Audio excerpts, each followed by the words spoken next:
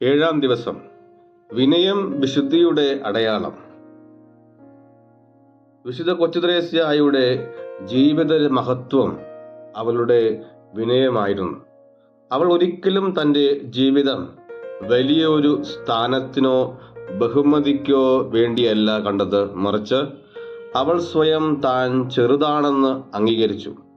അവൾ പറയുന്നു, ഞാൻ ഒന്നുമല്ല, എൻ്റെ മഹത്വം ദൈവത്തിലാണ് എന്ന നിലപാട് അവളുടെ ജീവിതത്തെ പ്രകാശിപ്പിച്ചു.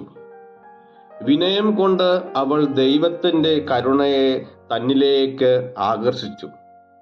വിനയം എന്നത് സ്വന്തം കഴിവുകളെ അവഗണിക്കുന്നതോ ആത്മവിശ്വാസം നഷ്ടപ്പെടുത്തുന്നതോ അല്ല.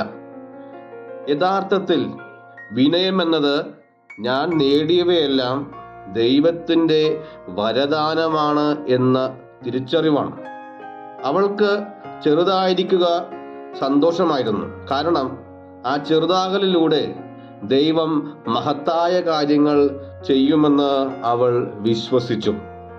വിനയം നമ്മെ ദൈവത്തിനോട് അടുപ്പിക്കുകയും മറ്റുള്ളവരെ സ്നേഹത്തോടെ കാണുവാനും സഹായിക്കുന്നു. പ്രാർത്ഥന. കർത്താവേ, എന്നിൽ വിനയമെന്ന പുണ്യം നിറയ്ക്കണമേ. എൻ്റെ എല്ലാ കഴിവുകളും വരദാനങ്ങളും നിന്റെ കൈകളിൽ നിന്ന് ലഭിച്ചതാണെന്ന് ഞാൻ തിരിച്ചറിയട്ടെ.